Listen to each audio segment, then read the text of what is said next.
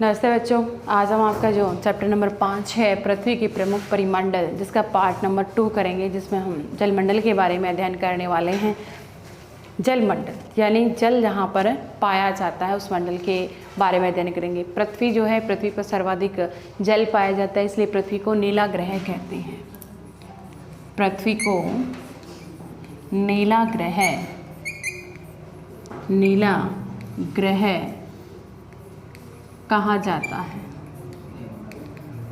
पृथ्वी जो है उसको नीला ग्रह कहा जाता है। क्यों? क्योंकि पृथ्वी पर क्या पाया जाता है? जल पाया जाता है। पृथ्वी पर 71% भाग जल का है। पृथ्वी पर कितने प्रतिशत भाग जल का है? पृथ्वी पर 71% जल व 29% स्थल भाग है। स्थल भाग, जल भाग कितना है? 71%। इसीलिए पृथ्वी को क्या कहा जाता है? नीला ग्रह जो वो कहा जाता है। और 29% हिस्सा ऐसा है पृथ्वी का जहाँ पर स्थलीय भाग जो वो पाया जाता है। जलमंडल में जब जल के सभी प्रतिरूप उपस्थित हैं, यानी जलमंडल में जल के सभी प्रतिरूप, महासागर हैं, नदियाँ, झीलें, हिमनदियाँ, भूमिगत जल और वायुमंडल की जल वाष्प संबंधित जो गतिविधियाँ होंगी वो शामिल होंगी। जलमंडल के विभिन्न रूप, यानी पानी कहाँ पाया जाता है, जल जो है वो किस किस रूप में पाया जाता है पृथ्वी के ऊपर? तो महासागर,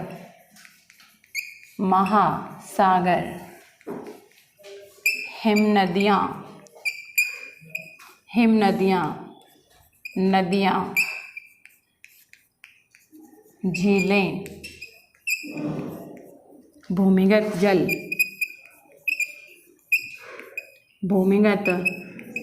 जल और साथ में आ जाएगा वह वायुमंडल, वाष्प। ये क्या है? पृथ्वी में जल के जो प्रमुख स्रोत हैं उसके तहत आ जाएंगे। महासागरों में जल पाया जाता है, हिमनदियों यानी बर्फ़ के रूप में जो जल पाया जाता है, नदियों में जल पाया जाता है, झीलों में जल पाया जाता है, भूमिगत जल और वायुमंडल में सम्मिलित जो वाष्प है वो किसके स्रोत हैं? पृथ्वी पर जल के प्रमुख स्रोत जो है वो पाए जाते हैं। पृथ्वी पर पाए जाने वाले जल का 97% भाग, पृथ्वी पर पाए जाने वाले जल का 97% भाग, 97% जो भाग है वो महासागरों में पाया जाता है। महासागरों में पाया जाता है। कितने प्रतिशत जल? 97% जो जल है, ये जैसा माना जाए कि 100% जल जो है पृथ्वी पर पाया जाता है, तो 100 में से 97% जल कहाँ पाया जाता है? महासागरों में। और महासागरों का जल कैसा होता है? महासागरों का जल होता है लवणीय, या उसको हम क्या बोल सकते हैं? खारा जल। पीने योग्य जो पानी है वो महासागरों में नहीं पाया जाता। ये जल जो है इतना खारा होता है कि मानव के उपयोग में इसको नहीं ला सकते। शेष जल का बहुत बड़ा भाग जो है वो किस में पाया जाता है? शेष जल जो है बर्फ के रूप में, यानी अधिक जो हिस्सा है होगा 3% जल है। 3% में सबसे ज़्यादा हिस्सा जो होगा वो किसका होगा? बर्फ का होगा। बर्फ के रूप में पाया जाता है। भूमिगत जल के रूप में, बर्फ के अलावा भूमिगत जल के रूप में जो है ये पानी पाया जाता है, जो मनुष्य के इस्तेमाल में आता है। यही कारण है कि नीले ग्रह में रहने के बावजूद भी, यानी सिर्फ 3% जल ही क्या है? पीने योग्य है। 3% में अधिकांश जल किस में पाया जाता है? बर्फ के रूप में, और भूमिगत जल भी पाया जाता है। तो इसके बावजूद जो है पृथ्वी नीला ग्रह क्यों कहा जाता है? पानी के कारण। पानी अधिक है, लेकिन पानी अधिक होने के बावजूद 97% जो पानी है उसका उपयोग मनुष्य अपने कार्यों में नहीं कर सकता। खारा जल है, इसके लिए हम उसका प्रयोग नहीं करते। इसके लिए पृथ्वी जो है नीला ग्रह होने के बावजूद भी यहाँ पीने के लिए जो पानी है वो ज़्यादा नहीं है। पीने के पानी की कमी जो है वो महसूस की जाती है। हमेशा से क्या कहा जाता है कि पानी जो है उसे बचाना चाहिए। जल है तो जीवन है, जल है तो कल उसको कहा जाता है। अगर हम इसका ज़्यादा उपयोग करेंगे तो ये क्या हो जाएगा, एक दिन ख़त्म हो जाएगा। फिर जाते हैं महासागर।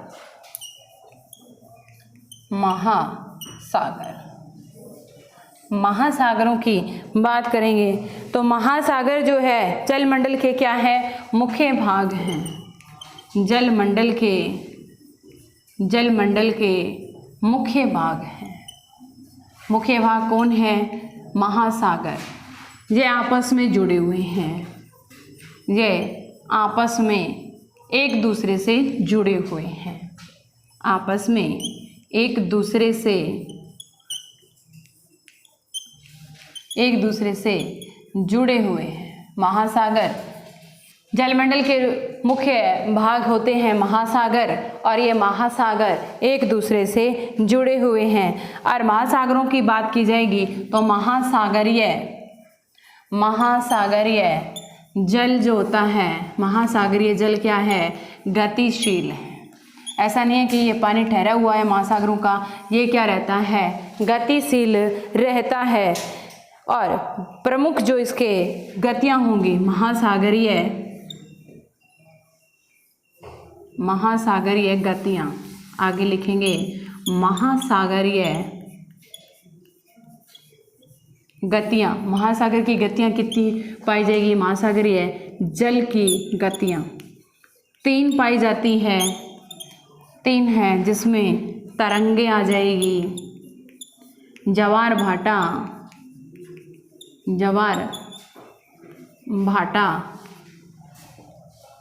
इसके अलावा आ जाएंगी धाराएं।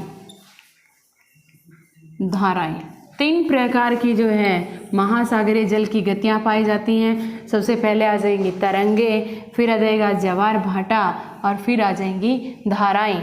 इसी के कारण महासागर का जल क्या है, गतिशील है, एक जगह ठहरा हुआ नहीं है, गतिशील है। जिस तरह से तालाब का जल स्थिर होता है, उसी तरह से ये जल क्या नहीं है, स्थिर नहीं है, गतिशील है। बड़े से छोटे आकार के आधार पर महासागर कितने प्रकार के हैं, महासागर हैं 5। महाद्वीपों की बात हमने की थी, महाद्वीप कितने हैं, 7 हैं। महासागर कितने हैं, 5 हैं। 5 में सबसे पहले आ जाएगा आपके प्रशांत महासागर।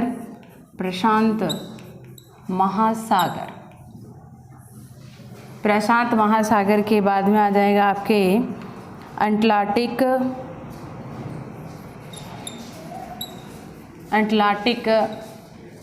इसके बाद में आ जाएगा हिंद महासागर।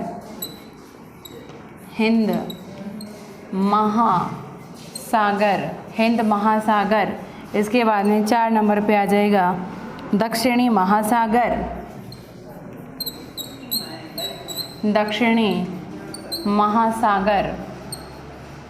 महासागर के बाद में आ जाएगा आपके आर्कटिक महासागर।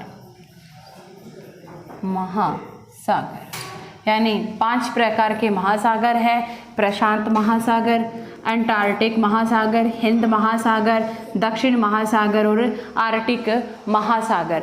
अब इन महासागरों के बारे में विस्तृत जो है एक एक करके हम जानकारी प्राप्त करेंगे। सबसे पहले है प्रशांत महासागर। प्रशांत महासागर क्या है, सबसे बड़ा महासागर है, सबसे बड़ा महासागर कौन सा है, प्रशांत महासागर जो है वो क्या है, सबसे बड़ा महासागर है। और इसमें जो है सबसे बड़ा या गहरा जो है गर्त भी पाया जाता है। ये कितने भाग पर फैला हुआ है, पृथ्वी के 1/3 भाग पर फैला है। पृथ्वी के 1/3 भाग पर यह फैला हुआ है।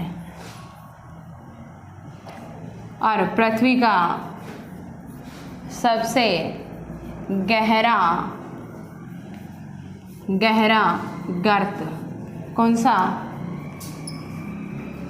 मैरियाना गर्त भी इसी के अंदर जो वो पाया जाता है। अब यह महासागर फैला किसमें? इसका आकार जो है, अगर प्रशांत महासागर के आकार की बात की जाए तो वह इसका आकार क्या है? वर्ता आकार है इसका आकार। और ये किन किन महाद्वीपों में फैला हुआ है? तो ये एशिया, यह है Asia, Australia, Asia, Australia, Asia, Australia, उत्तर व दक्षिणी अमेरिका, उत्तरी व दक्षिणी अमेरिका, अमेरिका महाद्वीप के चारों ओर फैला है, चारों ओर फैला है। हम बात कर रहे थे प्रशांत महासागर की। सबसे बड़ा ये महासागर है प्रशांत महासागर, और पृथ्वी के लगभग 1/3 भाग के ऊपर यह फैला हुआ है। और पृथ्वी का सबसे गहरा जो गर्त है, गहराई में जो गर्त है वो कौन सा है? मैरियाना गर्त, जो कि यहाँ पाया जाता है। इसके अलावा जो है इस महासागर की बात करेंगे तो यह महासागर जो है किस आकार का है? वृत्त के समान इसकी आकृति यानी गोल आकृति में पाया जाता है। प्रमुख जो विश्व के प्रमुख महाद्वीप है, जैसे एशिया महाद्वीप है, ऑस्ट्रेलिया महाद्वीप है, उत्तर और दक्षिणी महाद्वीप है, इनके चारों ओर यह महासागर जो है वो फैला हुआ है। ये था प्रशांत महासागर।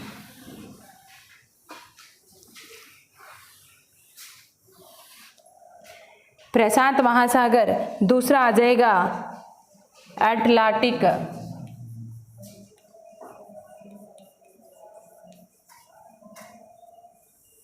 अटलांटिक महासागर। अटलांटिक महासागर दूसरा बड़ा महासागर है, दूसरा बड़ा महासागर है यह। दूसरा बड़ा महासागर की बात करेंगे तो दूसरा बड़ा महासागर कौन सा है? अटलांटिक महासागर है। यार इसकी आकृति, इसकी आकृति कैसी है? अंग्रेजी के एस की आकृति है इसकी। अंग्रेजी का अक्षर जो एस है उसके आकृति का यह महासागर है। इसके पश्चिमी किनारे पर उत्तर और दक्षिण अमेरिका है।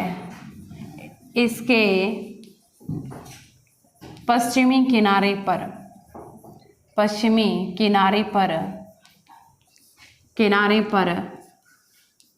उत्तरी व दक्षिणी अमेरिका है।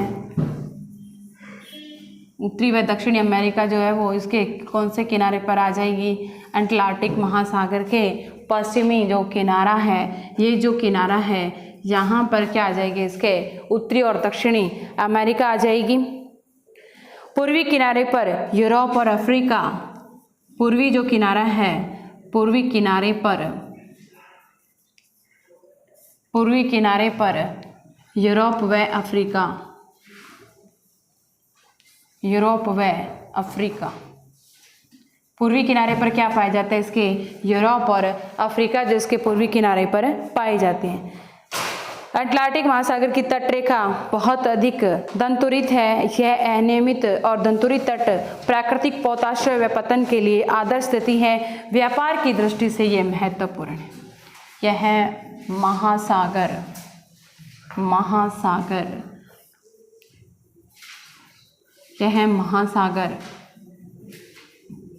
व्यापार की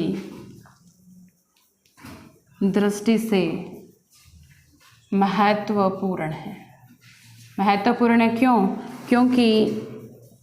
क्योंकि इसके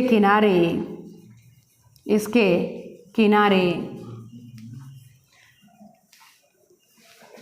दंतुरित होने के कारण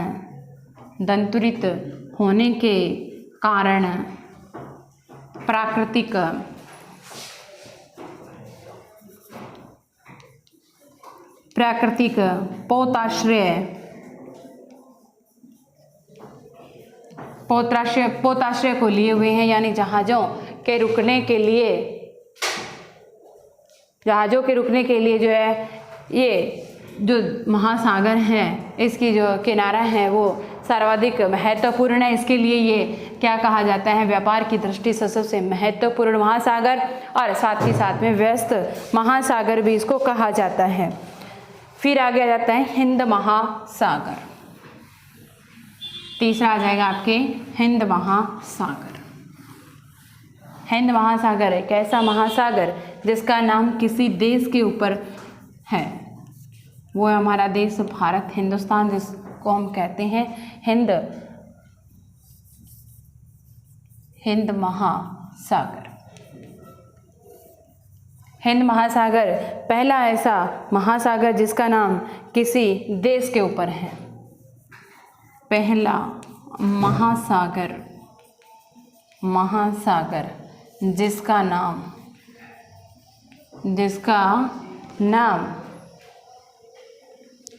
नाम किसी देश पर है, किसी देश के ऊपर है। कौन से देश के ऊपर है, हमारे भारत देश, हिंदुस्तान के नाम पर है। इसका नाम हिंद महासागर। यह महासागर लगभग जो इसका आकार कैसा होगा, आकार है इस महासागर का त्रिभुजाकार। आकार कैसा है, त्रिभुजाकार आकार है इसका, त्रिभुजाकार आकार में यह पाया जाता है। इसके उत्तर में एशिया,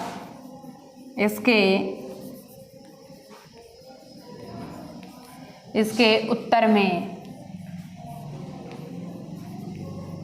एशिया, इसके उत्तर में कौन सा महाद्वीप जो है वो पाया जाता है, एशिया। पश्चिम में अफ्रीका,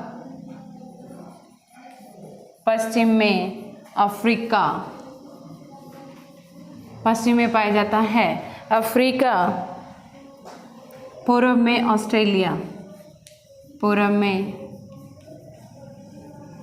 ऑस्ट्रेलिया, यह महासागर मान लिया जाए इस आकृति में जो है त्रिभुजाकार आकृति में यह है पाया जाता है। तो यहाँ पर क्या आ जाएगा, एशिया आ जाएगा, पश्चिम में इसके आ जाएगा अफ्रीका, और ये हिस्सा है पूर्वी, तो यहाँ आ जाएगा ऑस्ट्रेलिया। यहाँ हमारा भारत देश आ जाएंगे इस महासागर के, तो इसके लिए इसका नाम क्या है, हिंद महासागर। हमारे देश की बात की जाएगी तो हमारे देश को हम क्या कहते हैं, हिंदुस्तान भी कहते हैं, इंडिया भी कहते हैं, भारत भी जो है वो कहते हैं। तो हिंद महासागर पहला महासागर, एकमात्र महासागर जिसका नाम किसी देश के ऊपर है, हिंदुस्तान, हमारे देश भारत के नाम के ऊपर। इसके बाद आ जाता है दक्षिणी महासागर। दक्षिण के महासागर की बात करेंगे तो दक्षिण के महासागर को कहते हैं अंटार्कटिका। दक्षिण महासागर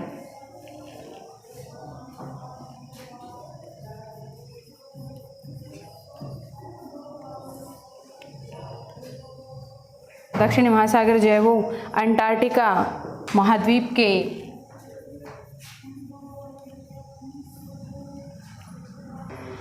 इसके बाद आ जाता है दक्षिण महासागर। दक्षिण महासागर जो है अंटार्कटिका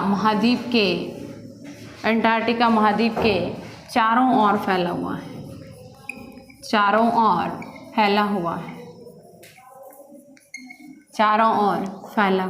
कौन सा महाद्वीप, कौन सा महासागर, दक्षिण महासागर जो है वो अंटार्कटिका महाद्वीप जो है उसके चारों ओर फैला हुआ है। महाद्वीप के उत्तर की ओर 60 डिग्री दक्षिण अक्षांश तक इसका विस्तार है। इसका विस्तार कितना आ जाएगा, इसका विस्तार आ जाएगा आपके अंटार्कटिका के 60 डिग्री दक्षिण तक जो है इसका विस्तार पाया जाता है। इसके बाद में आ जाता है आर्कटिक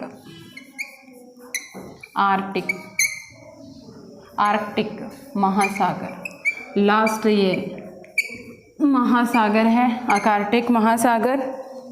यह उत्तरी ध्रुव वृत्त में स्थित है। यह उत्तरी ध्रुव वृत्त में स्थित है। उत्तरी ध्रुव वृत्त में स्थित है। यह उत्तर ध्रुव के चारों ओर फैला है। यह प्रशांत महासागर के छिछले जल वाले एक संकरी भाग से जुड़ा हुआ है, जिसे जो है बेरिंग जल संधि के नाम से जाना जाता है। यह उत्तरी अमेरिका के उत्तरी तटों तथा यूरेशिया से भी घिरा हुआ है। आर्कटिक महासागर की बात की जाए तो यह महासागर, यह प्रशांत महासागर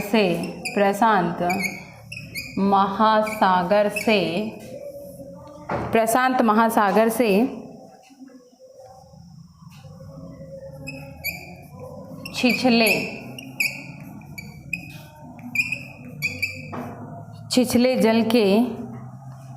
छिछले जल वाले संकरे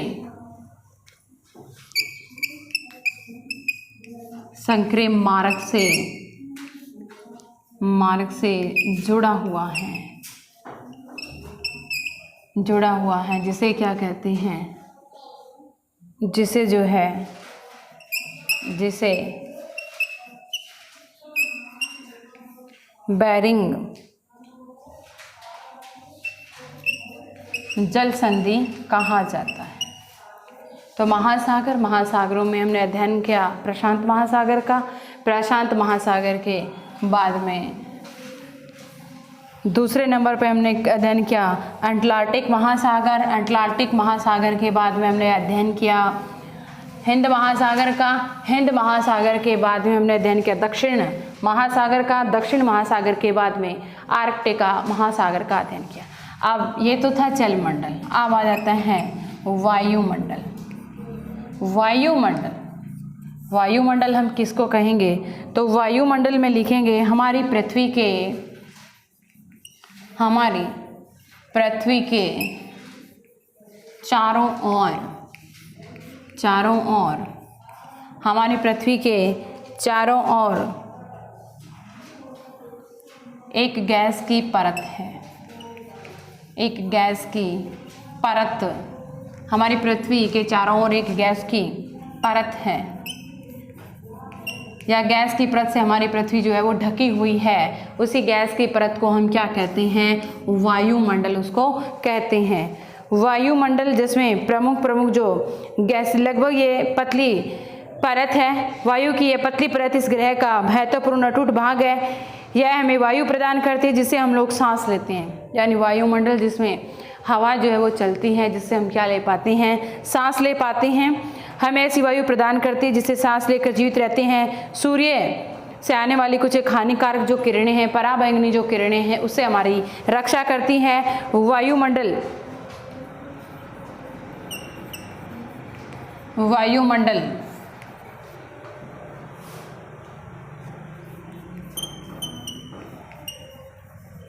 1600 किलोमीटर तक जो है फैला हुआ है। वायुमंडल उसके घटकों, तापमान के आधार पर हम जो है इसकी परतें कितनी आ जाएंगी? वायुमंडल की परतें आ जाएंगी इसके 5 इसकी जो है परत आ जाएगी, जिनमें आ जाएगा आपके क्षोभ मंडल, 1 नंबर पे आ जाएगा क्षोभ मंडल। दूसरी परत जो है इसकी आ जाएगी आपके समताप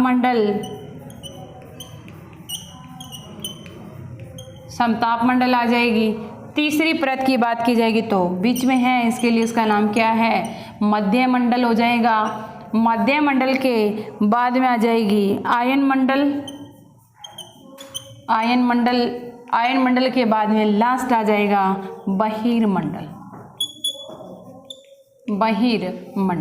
वायुमंडल जो लगभग जो है 1600 किलोमीटर में पाया जाता है और इसकी विभिन्न जो परतें हैं वो कितनी है? 5। 1 नंबर पे क्षोभ मंडल आ जाएगा, दूसरी समताप मंडल, तीसरा आ जाएगा मध्यम मंडल और चौथा आ जाएगा आयन मंडल और 5वीं परत कौन सी आ जाएगी? बहिर्मंडल। ये प्रमुख जो है इसकी 5 परतें हैं। वायुमंडल में अब गैसें कौन सी पाई जाती हैं? वायुमंडल में प्रमुख जो गैसें जो पाई जाएगी उनके बारे में। प्रमुख गैसें नंबर 1 पर आ जाएंगी नाइट्रोजन, नाइट्रोजन। 2 पे आ जाएगी ऑक्सीजन, ऑक्सीजन। नंबर 3 पे आ जाएगी carbon dioxide, carbon dioxide. Argon,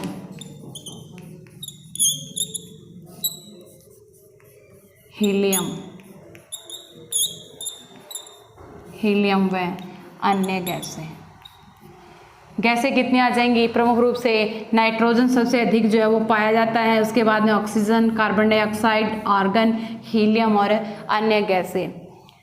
nitrogen जो नाइट्रोजन का बना है जो कि साफ तथा शुष्क हवा 99% भाग, आयतन के अनुसार नाइट्रोजन कितनी पाई जाती है? 78%।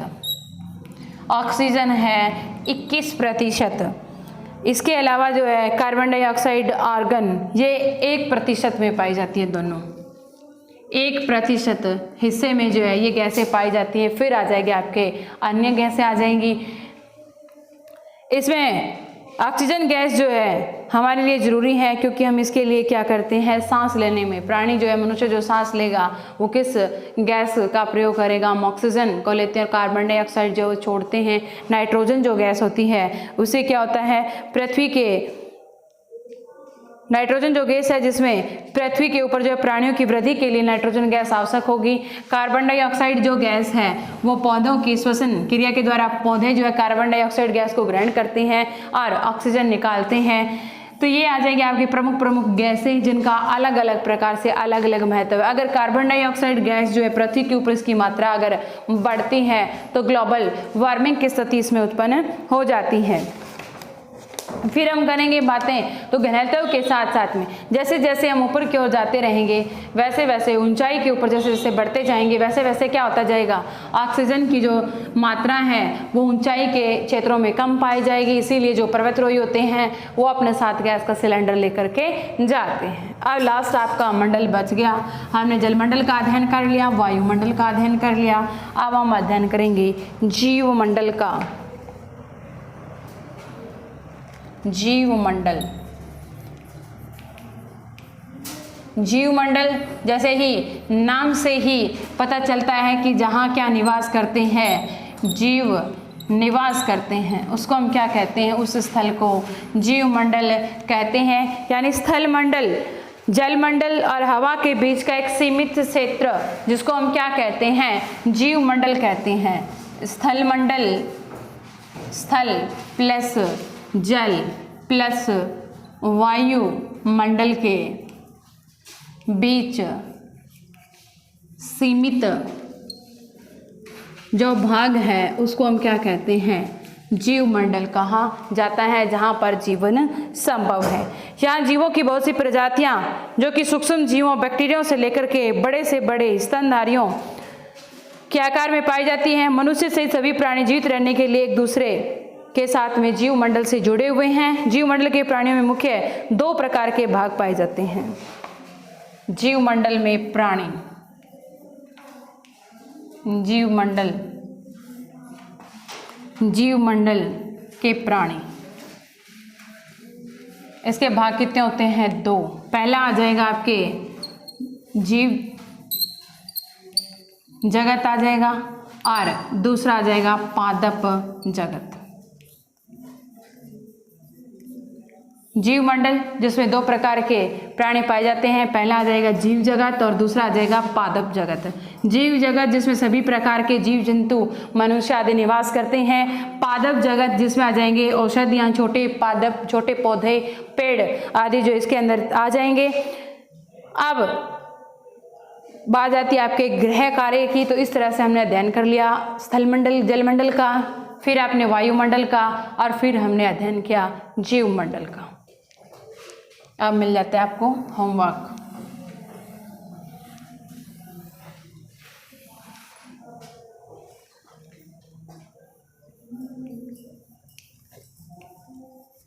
ग्रह कार्य, प्रश्न नंबर आ जाएगा 1। नीला ग्रह किसे कहते हैं? नीला ग्रह किसे कहते हैं? तो नीला ग्रह किसे कहेंगे? पृथ्वी, क्योंकि पृथ्वी के ऊपर जल पाया जाता है इसलिए इसको नीला ग्रह कहा जाता है। दूसरा प्रश्न है, महासागरों के नाम लिखो। 5 जो महासागर पाए जाते हैं उनके आपको नाम लिखने हैं। प्रशांत महासागर है, हिंद महासागर, एटलांटिक, आर्कटिक और दक्षिणी महासागर। प्रश्न नंबर आ जाता है 3। बेरिंग जल संधि, बेरिंग जल संधि किसे कहते हैं? बेरिंग जल संधि किसे कहते हैं? प्रश्न नंबर आ जाएगा 4। वायुमंडल में प्रमुख कौन कौन सी गैसें पाई जाती हैं?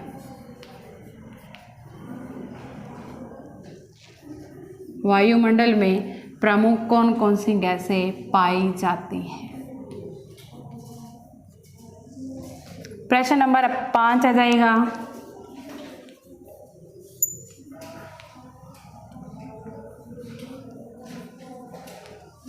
वायुमंडल की 5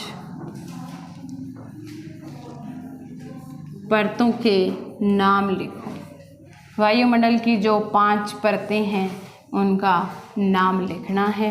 इसी के साथ में आपका जो ये चैप्टर नंबर 5 था पृथ्वी के प्रमुख परिमंडल वो ख़त्म होता है। ये आप होमवर्क कर लेना। Thank you.